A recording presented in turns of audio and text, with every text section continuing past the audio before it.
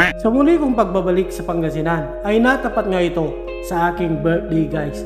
So tara, birthday ride tayo papunta ng Maliko sa San Nicolas, Pangasinan. At wow, ang ganda ng tanawin dito guys. Grabe. So tara, sama na kayo sa aking road trip adventure papuntang Villaverde Trail sa San Nicolas, Pangasinan. Ayun na guys, nandito na tayo sa 360 view. Wow, ganda!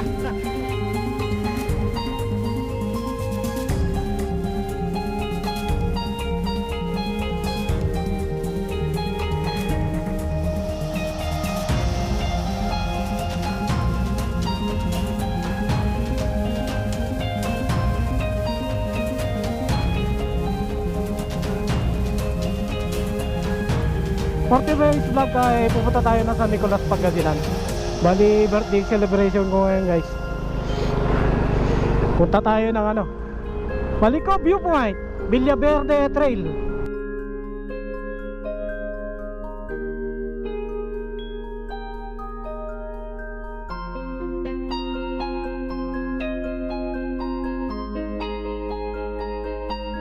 Wala kang katapusan na akyatan. Babad na babad yung segunda.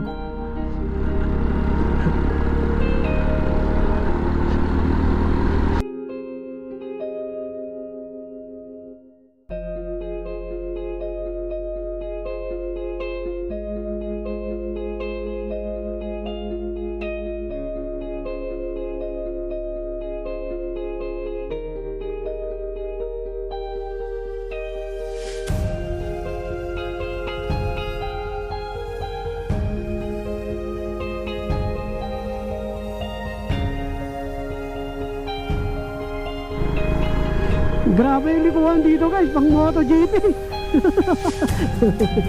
Literal talaga hihiga mo yung motor. Tapos sa sasakyan naman magdidrifting ka.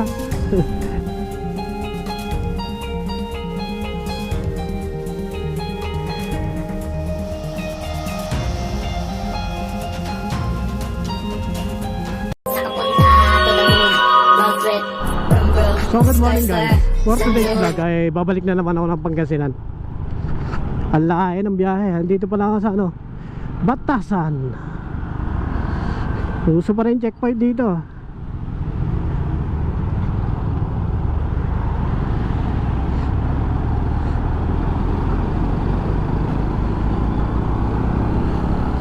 Batasan Road.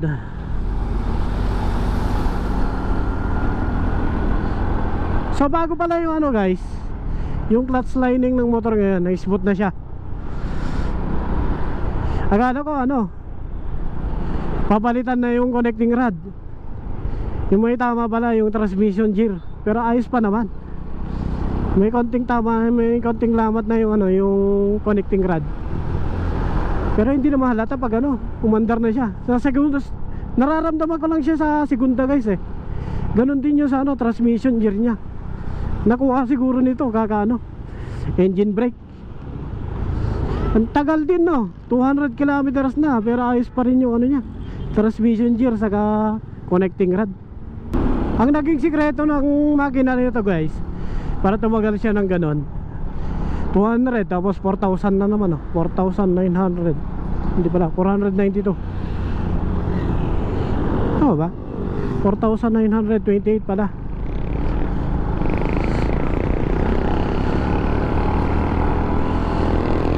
Ang gamit ko kasi lagi na langis guys, top of the line ng Honda, yung fully synthetic na black.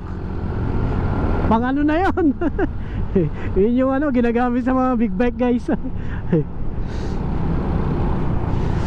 Parehas lang naman kasi gastos guys Kung magmi-mineral ka, yung regular lang na oil, ang tatakbuhin mo lang nun nasa 1,000 kilometers.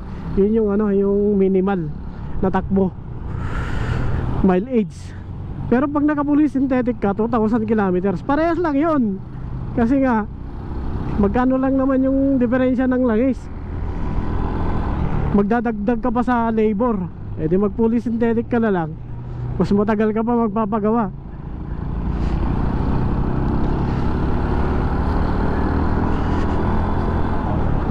Saka alaga kasi ito ng kasa guys.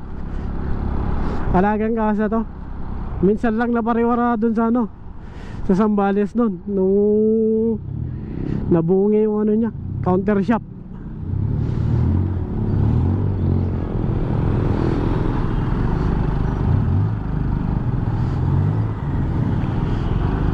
Ang hindi na lang napapalitan dito guys, yung ano na lang, yung inner na lang, mga kasama ng sigunyal.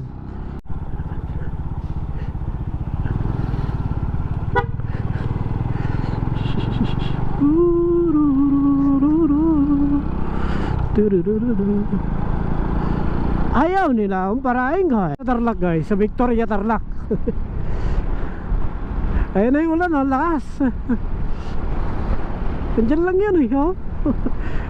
Meron na konting patak dito, patay ako dito. Layo pa ng Pangasinan. Di pa naman ako makakataw guys, kasi ano, binibreakin pa lang to eh. Baka mabigla. Mahirap na. Ayan na yung ulan guys, oh. Andito na ako sa may, ano ba to? Agno ba? Putek, sakto. Woo! Sakto dun sa may tunnel guys. Ayan na guys, oh. Anong bayan to, te? Ha? Bansik. Yung bayan dyan? Santa Ines. Stranded. Ang lakas na ulan kasi. Ang lakas na ng ulan guys, oh. Bagyo yata. Kanina ko pa iniiwasan itong ulan natin. Inabutan pa rin ako. So kinabukasan guys, dahil nung gumanda na nga yung panahon, tinuloy ko na yung biyahe.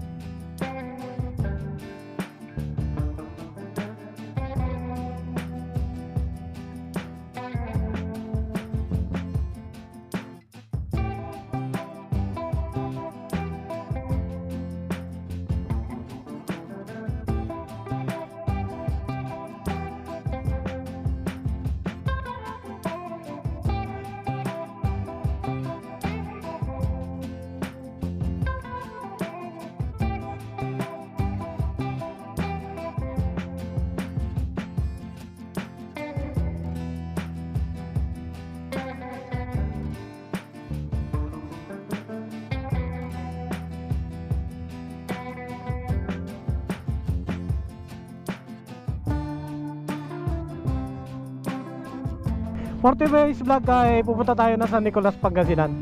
Bali birthday celebration ko ngayon guys. Punta tayo ng ano, Balico Viewpoint, Villaverde Trail.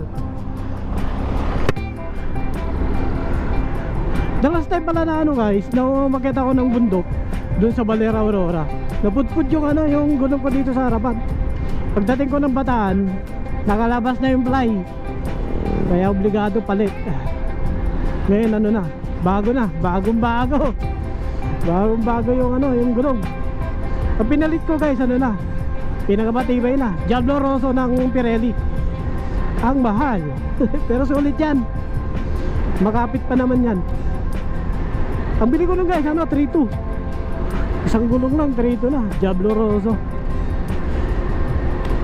Yung nakakabit naman sa likod guys, ano, Pirelli Angel naman, Angel City. Pero pag ano, pag napudpud yun, malapit-lapit na siguro yun eh. Papalitin ko din yan ng ano, Diablo Rosso. So andito na tayo sa ano guys, sa kabayanan ng San Nicolas, Pangasinan, kung saan araw-araw Pasko.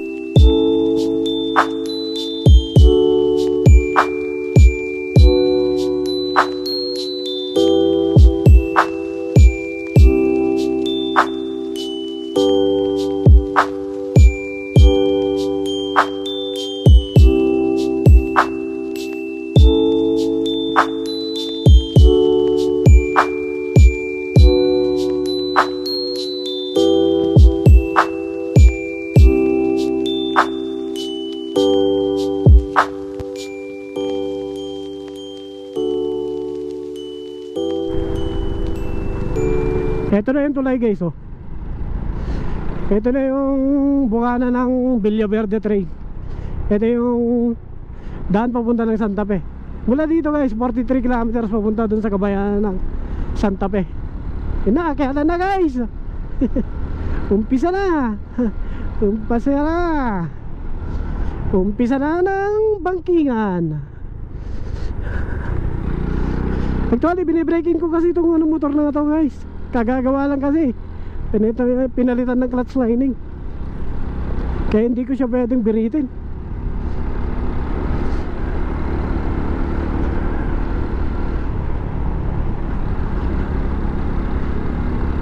Yan o. Dito pala ang lamig na guys. Pagdating sa tok-tok nyan, sigurado ang lamig nyan. Okay, minimal lang pala yung ano guys, yung akyatan nya. Ewan ko lang dyan. First time ko lang kasi pumunta dito guys eh. Oh ha. Ang sarap. Ang sarap bumangking. Yung una ko kasi punta dito guys, doon ako dumaan sa may ano, Santa Fe. Layo din doon. Galing ng ano, Nueva Ecija.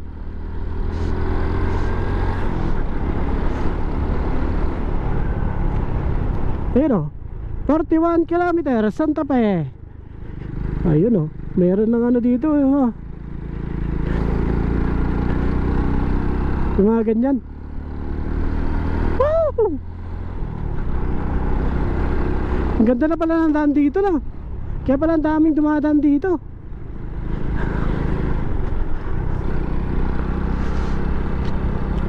Ha?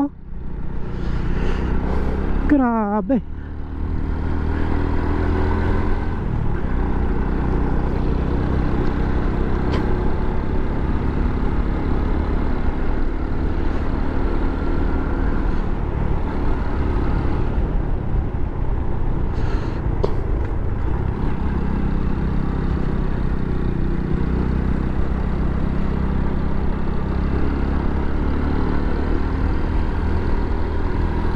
Padaanan pala yan ah.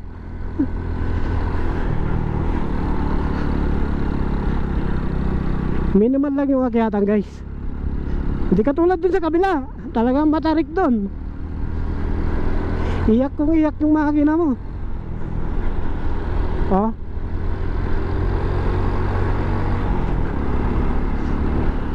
Uy. Tumataas na tayo guys.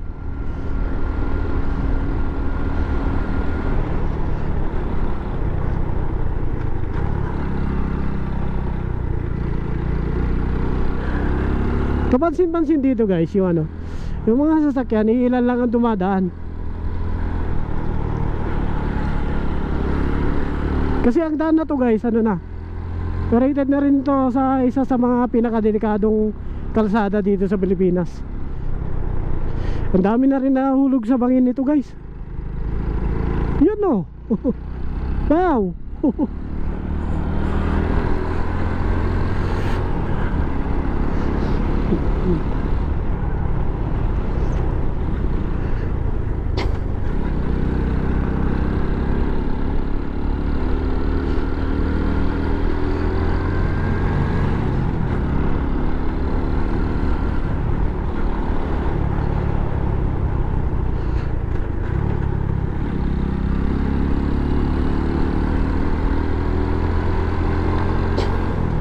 Mamaya magpapalipad tayong drone guys. Pag may nakita tayong maganda-ganda dyan, maganda-gandang parkingan, para hindi namang delikado.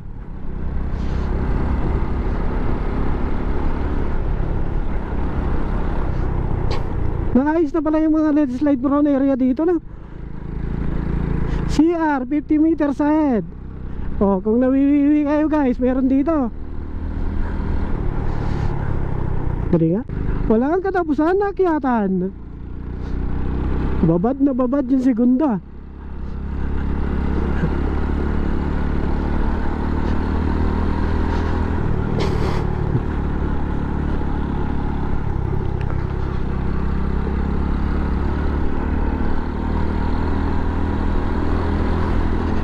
Life is beautiful. Drive safely. Alive. Drive. Drive, drive.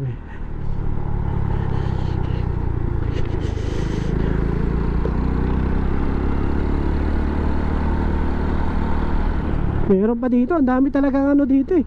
Landslide prone area eh.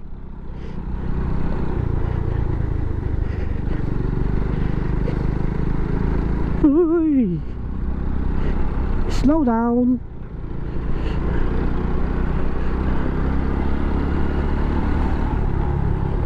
Oh, ang taas na.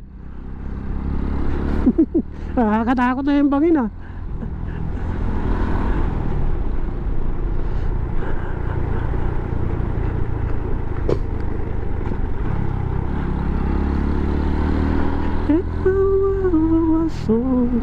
I just wanna be close to you. Uy, may mga pine tree na dito guys oh. Wow. Ayun oh, dami oh.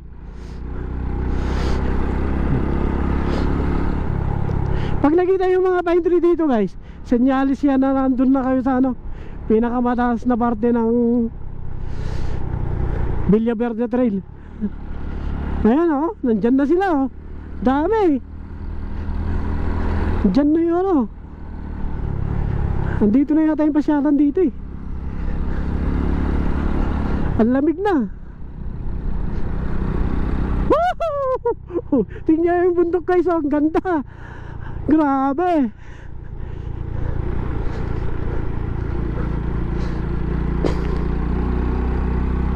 Tapos dami ng pine tree oh.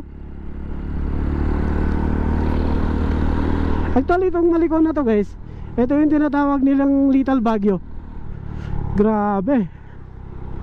Ang sarap.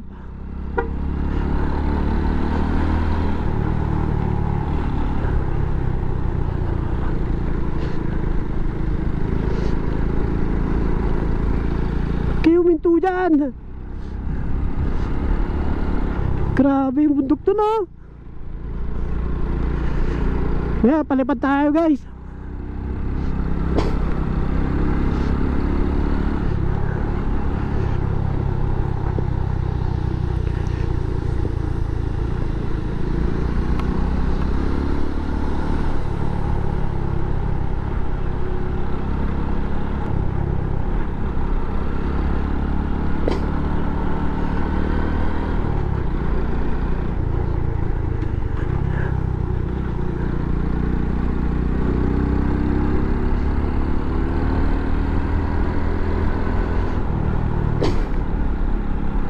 Ahas yun ah.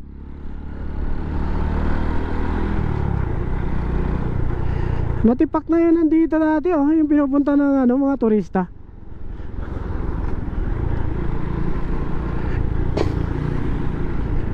Alright, later na tayong palipad. Ba't kaya hindi na lang binutasan to dito no? Para saktong-sakto na lang din. O pababa na pala to dito guys.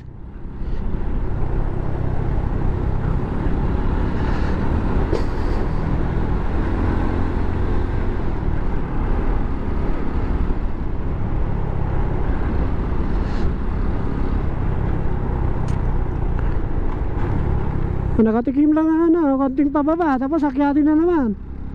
30 kilometers papuntang Santa Fe.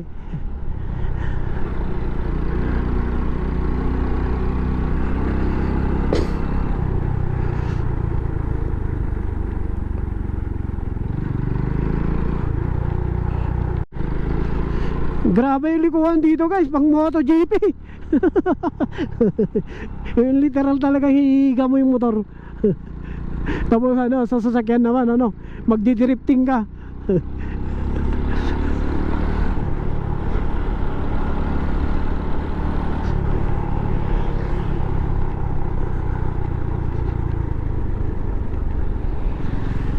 Hoy, madulas yan. Masa na may pasyalan?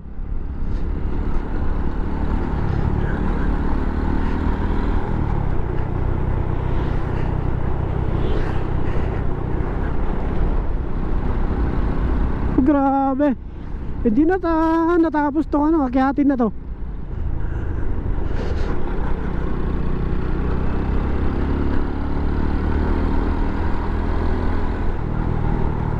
...29 kilometers papuntang Santa Fe. Oh, bakit may baha dito? Putak na yan, ano. Bagin na yung ano kanan, no. Tagi na. Nakakatakot. Ayun na. Ayun na yung pasyalan, guys, oh. Punta tayo doon.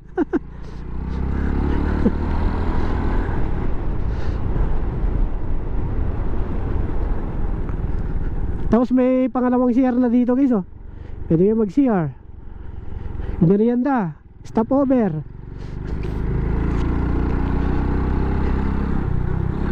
Hindi pa pala ako kumakain, ah. Anong oras na?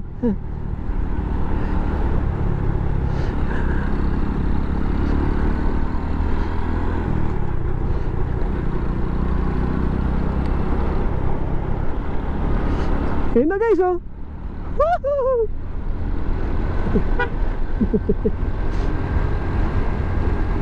Okay, Bella, Bella. Saan kaya yung ano nito? Entrance.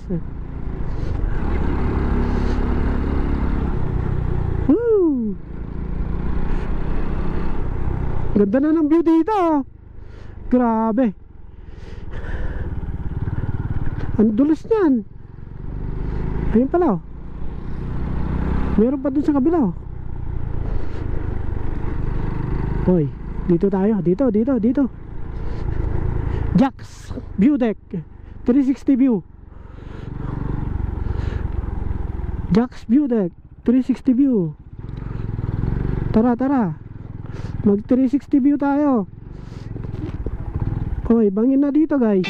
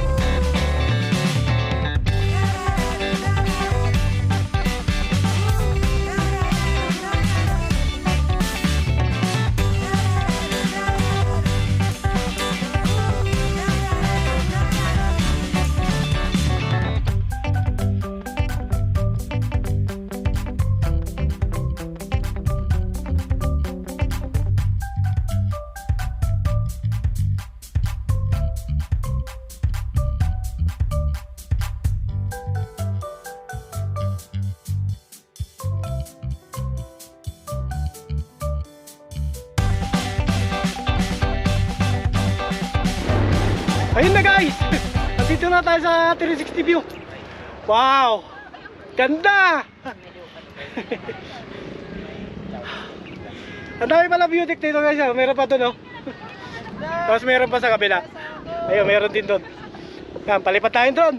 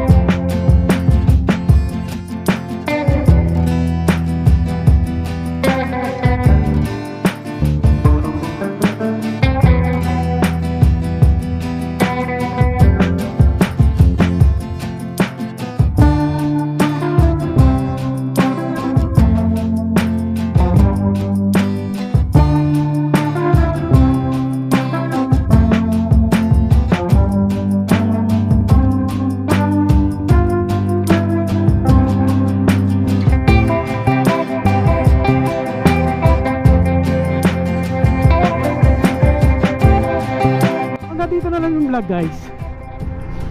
At mukhang ulan na kasi. Kailangan ko na bumaba. Malayo pa daw yung ano, Sherman Tak dito eh. Nandun, gusto ko pa sana puntahan yan eh. Sa susunod na lang yan.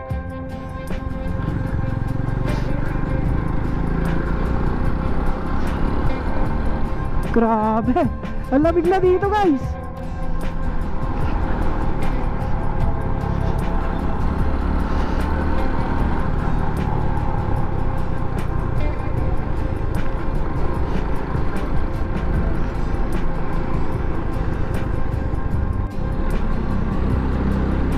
Ayun na guys, tumatarik na yung daan.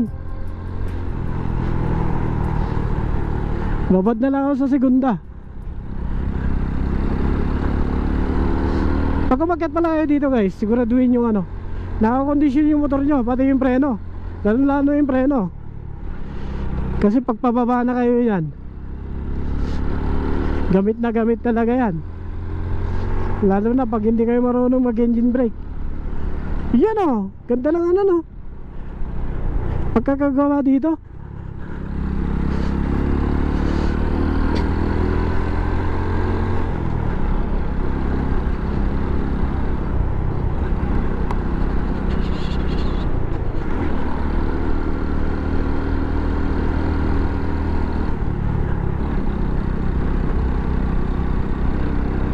Ayun yung ano, meron pa rin pala net slide prone area dito guys. Yung ano guys, sinasabi kong advantage ng manual, pag nag engine brake ka, hindi yan magre-release hanggat hindi mo siya nire-release. Hindi katulad ng ano, ng matic. Automatic kasi yun nagre-release. Ayan o, oh, diba? Minimal lang yung preno mo, bahala na yung engine brake.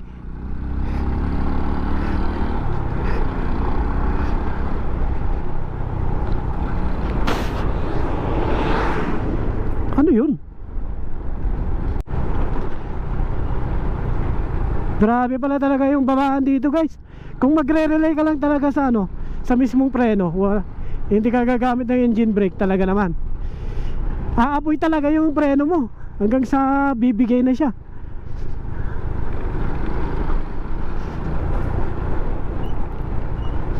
Ayan o, diba? Kung hindi ka magda-downshift, talagang eto na yung kanina guys oh. Uy, bumigay. Huwag yan eh. Nawala na preno.